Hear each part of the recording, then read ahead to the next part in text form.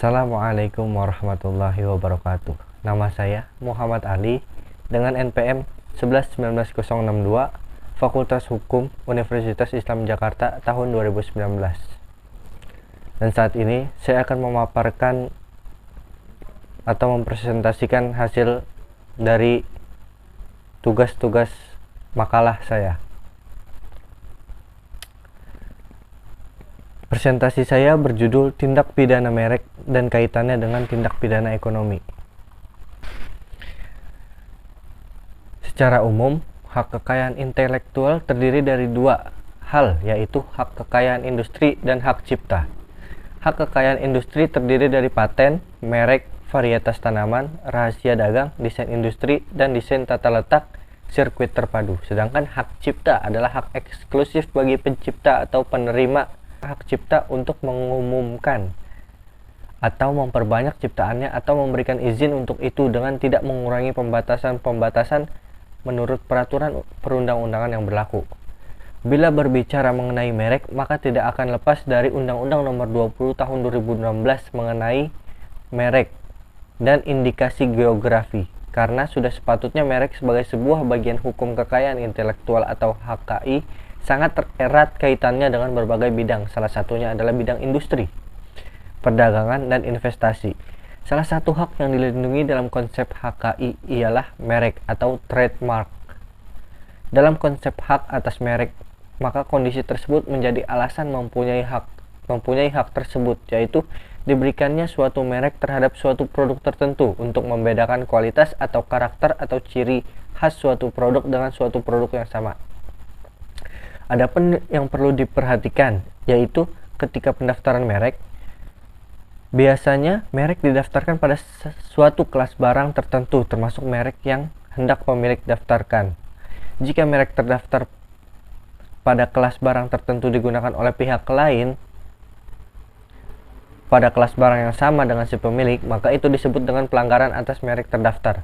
Upaya-upaya hukum terhadap pelanggaran merek yaitu bisa mengajukan gugatan secara perdata melalui pengadilan niaga atau melaporkan adanya pelanggaran tindak pidana merek kepada aparat kepolisian.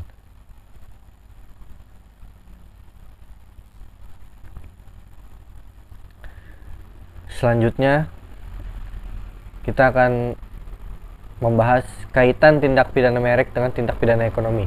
Tindak pidana adalah perbuatan yang melanggar larangan yang diatur oleh aturan hukum yang diancam dengan sanksi pidana. Hukum pidana ekonomi adalah bagian dari hukum pidana yang mempunyai ciri tersendiri, yaitu sifat ekonomisnya.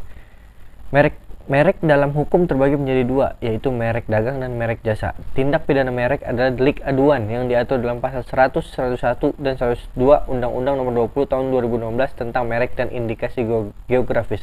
Dan dalam pasal 103 dari undang-undang tersebut sangat jelas dinyatakan bahwa tindak pidana merek adalah delik aduan sebagaimana dimaksud dalam pasal 100, 101, dan 102 Undang-Undang Nomor 20 Tahun 2016 tentang merek dan indikasi geografis.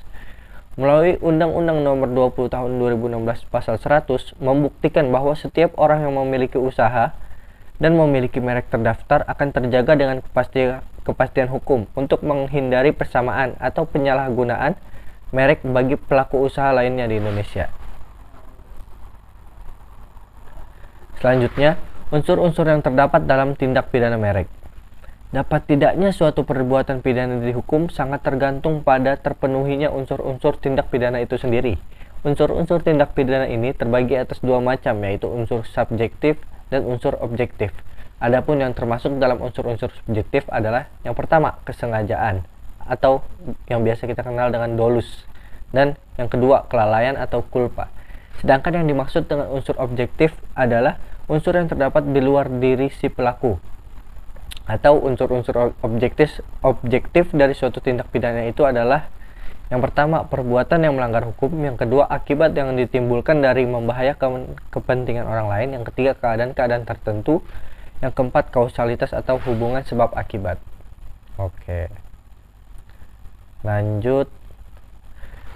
Pada umumnya, pelanggaran atas hak merek yang terjadi di Indonesia memerlukan pegangan yang berbeda-beda, penanganan yang berbeda, Pada umumnya, pelanggaran atas hak merek yang terjadi di Indonesia memerlukan penanganan yang berbeda-beda. Penanganan yang berbeda-beda itulah yang menyebabkan unsur-unsur yang terdapat dalam tindakan tersebut dapat berbeda tergantung dengan jenis pelanggaran yang dilakukan. Untuk memahami apakah perbuatan itu merupakan suatu pelanggaran, harus dipenuhi unsur-unsur penting berikut ini. Yang pertama, larangan undang-undang. Yang kedua, izin lisensi penggunaan hak kekayaan intelektual dilakukan tanpa persetujuan lisensi dari pemilik atau pemegang hak terdaftar. Yang ketiga, pembatasan undang-undang penggunaan hak kekayaan intelektual melampaui batas ketentuan yang telah ditetapkan oleh undang-undang. Nah, yang terakhir, jangka waktu penggunaan hak kekayaan intelektual dilakukan dalam jangka waktu perlindungan yang telah ditetapkan oleh undang-undang atau perjanjian tertulis atau lisensi. Yang selanjutnya kita akan membahas tentang upaya hukum oleh pemegang merek terdaftar dalam mencegah terjadinya pelanggaran merek. Seluruh merek usaha di Indonesia dapat dihadapi oleh kasus pelanggaran merek yang berbentuk pelanggaran, pembajakan, dan peniruan merek, sehingga diperlukan upaya hukum untuk mencegah pelanggaran merek dengan tujuan menghindari kerugian merek terdaftar. Jaminan perlindungan juga disesuaikan dengan pedoman undang-undang merek yang berlaku di Indonesia agar melakukan quick to record standar dan bukan melakukan main come first out rule. Selain upaya hukum ditempuh melalui Undang-Undang Nomor 20 Tahun 2016, perlindungan hukum juga dapat dua jenis, yaitu pelindungan hukum merek juga terdapat dua jenis, yaitu pelindungan merek secara preventif dan pelindungan merek secara represif. Adanya langkah pelindungan merek secara preventif dan pelindungan secara represif perlu dilakukan oleh merek yang berada di Indonesia, karena hal tersebut merupakan salah satu upaya yang bisa dilakukan untuk melindungi merek dari pelanggaran merek lain sesuai hukum yang berlaku di Indonesia. Dan selanjutnya, contoh kasus tindak pidana merek. Adapun contoh kasus dari tindak pidana merek yaitu nomor perkara 575K/Betsus HKI/2020. Tingkat prosesnya kasasi. Penggugat Ruben Samuel Onsu. Tergugat yang pertama PT Ayam Geprek Beni Sujono. Yang kedua pemerintah Republik Indonesia atau Kementerian Hukum dan HAM, Direktorat Jenderal Haki, Direktorat Merek dan Indikasi Geografis. Mengadili: 1. Menolak permohonan kasasi dari pemohon kasasi Ruben Samuel Onsu tersebut. Yang kedua, menghukum permohonan kasasi untuk membayar biaya perkara dalam tingkat kasasi sebesar 5 juta rupiah. Kronologi kasusnya adalah PT Ayam Geprek Beni Sujono merupakan merek dagang dari Beni Sujono. Yansen Kurniawan dan Stefani Livinus membuka usaha ayam geprek yang diberi nama Ayam Geprek Bensu. Keterkaitannya antara produk ini dengan produk Ruben Onsu adalah saat pemilik sah dari PT Ayam Geprek Beni Sujono tersebut menggandeng Jordi Onsu sebagai manajer operasional saat Ayam Geprek Bensu memulai kegiatan operasional pada April 2017. Jordi memberikan usulan kepada pemilik untuk menunjuk Ruben Onsu, kakaknya, untuk menjadi brand ambassador.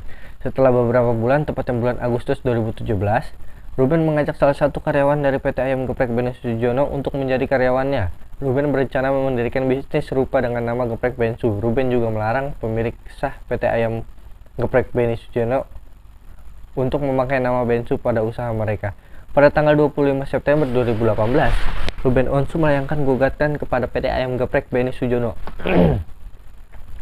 Gugatan ini dilayangkan ke Pengadilan Negeri Niaga Jakarta Pusat.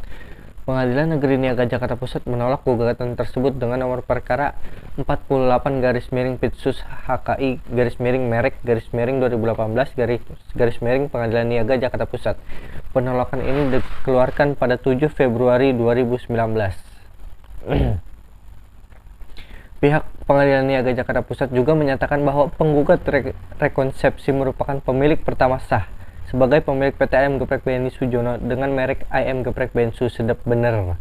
Pemilik sah juga telah mendaftarkan lukisan dan logo dengan nomor pendaftaran IDM 0006435331 kelas 43 dengan tanggal pendaftaran 24 Mei 2019.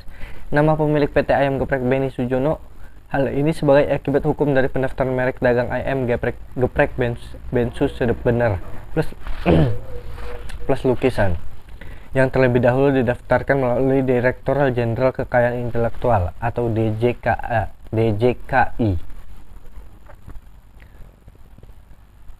Mahkamah Agung Atas kewenangan Yudex Juris dalam kasus sengketa merek ayam geprek Ben Susebener plus lukisan telah menguatkan amar putusan pengadilan niaga tersebut atas dasar bahwa penerapan hukum yang diterapkan oleh pengadilan niaga dalam memutus sengketa merek dagang ayam geprek Ben Susebener plus lukisan dinilai telah tepat atau tidak salah dalam menerapkan hukumnya. Implementasi dari putusan MA kini berujung pada pembatalan 6 merek terdaftar atas nama Ruben Samuel Onsu